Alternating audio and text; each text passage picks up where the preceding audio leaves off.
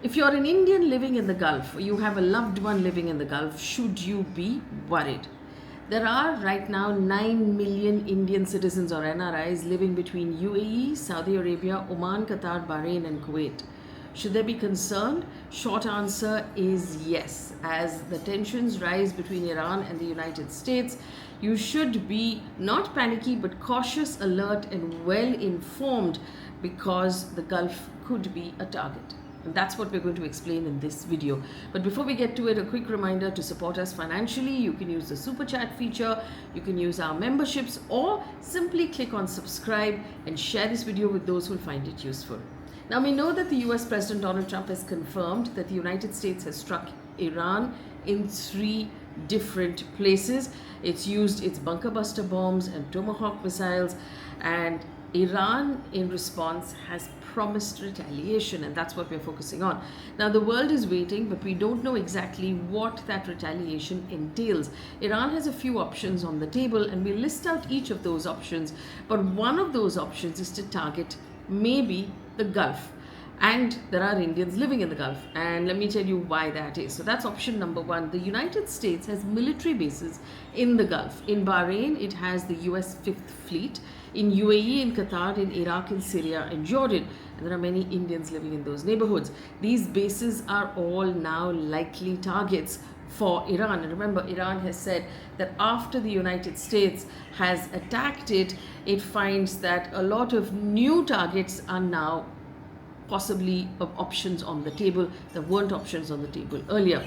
Now, Iranian missiles or even their proxy groups, which is Hezbollah in Iraq, Houthis in Yemen, could attempt a strike. And we've seen this happen before. Back in 2020, when the US killed Qasem Soleimani, Iran responded by attacking US troops in Iraq. Now, this time, Iran is furious over the nuclear attacks. An attack on American military assets in the region are expected, and that could put civilians at indirect risk. Let me tell you what these Gulf countries have done to possibly prepare.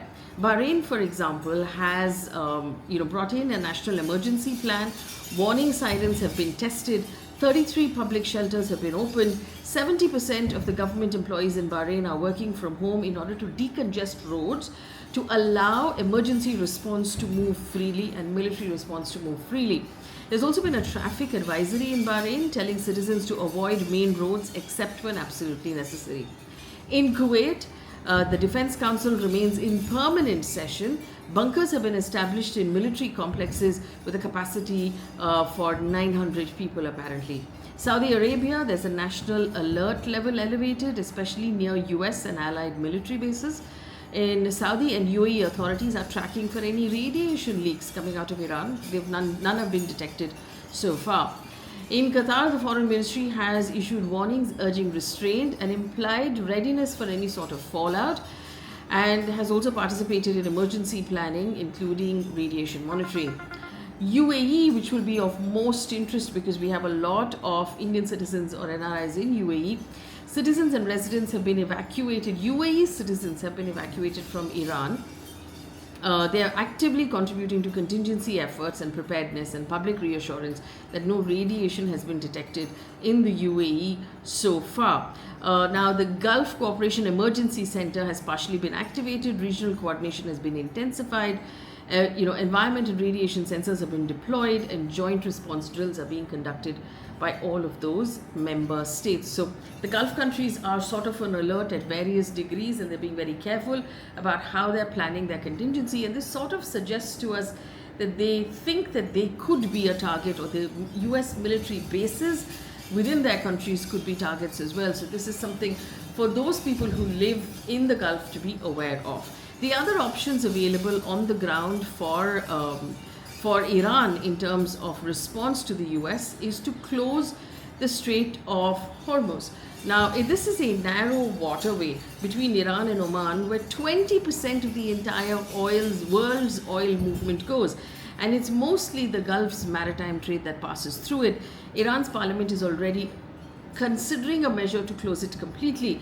This would mean, if this happens, oil prices will shoot up across the world, inflation will rise in the Gulf and in India, shipping routes will be disrupted across the world, which means Indian exports will be disrupted because we won't be able to use that strait anymore. We'll have to basically go around. military conflict in waters of UAE and Oman is possible. So basically, if the Gulf, which depends largely on oil, decides to reopen that strait by force, then there will be another regional conflict that will come up in that area, and that might cause stress for the people living in the Gulf as well. Option number 3 for Iran is a possibility of sophisticated cyber capabilities. They could attempt to sabotage Western infrastructure like ports and banks and airports.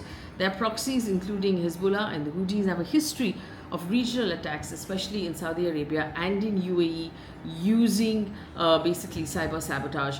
There were apparently drone attacks in Saudi oil installations back in 2019, and this could perhaps happen again. Now, option number 4 on the table for Iran in terms of response, they're threatening also to exit the Nuclear Non-Proliferation Treaty, or the NPT, which means no more international inspections in Iran at all. And that is significant because it will signal that Tehran is now more openly moving towards building nuclear weapons, and that will escalate tensions with the Western world. It would trigger sanctions and countermeasures and further destabilize the neighborhood. The worst case scenario, option 5, and this doesn't seem to be something that a lot of people believe will happen.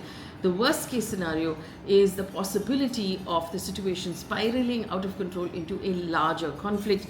If Iran gets directly into conflict with US and Israel, but also Saudi Arabia, UAE and others, then Indian embassies may advise evacuation, but it's really far away. This is not something that's likely to happen right now. Having said that, what should Indian NRIs, or what should the NRIs in the Gulf be doing?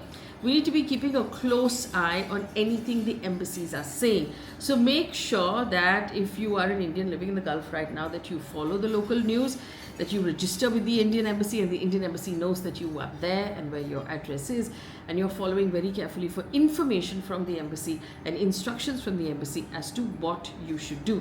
This is especially if you are in Dubai, Abu Dhabi, Muscat, Doha, Riyadh, any of these places. If you live next to a US base or work next to any critical infrastructure, your area becomes more interesting, which means that you need to stay very closely in touch with your local government along with the Indian embassy to make sure that you follow instructions and you receive instructions almost immediately. For the mainland India, what would any of this mean to us? When oil prices automatically will go up, and that will impact our inflation, it could impact our trade, it could impact our economy, it could impact our energy sector. All of these things are likely to impact us as well. So there is a conflict that's building right now. Trump has made his move, and we are waiting for Iran to respond one way or the other to see how they're going to respond and what route of response they're likely to choose. In the meantime, for all of our NRIs in the Gulf, remember to stay alert, stay informed, and perhaps also keep all of your important documents in a safe place which is easy to access, so you can access them in case of emergency. Write to me in the comment section as to questions you think we can answer, or questions that you would like to ask the authorities as to what should be done next.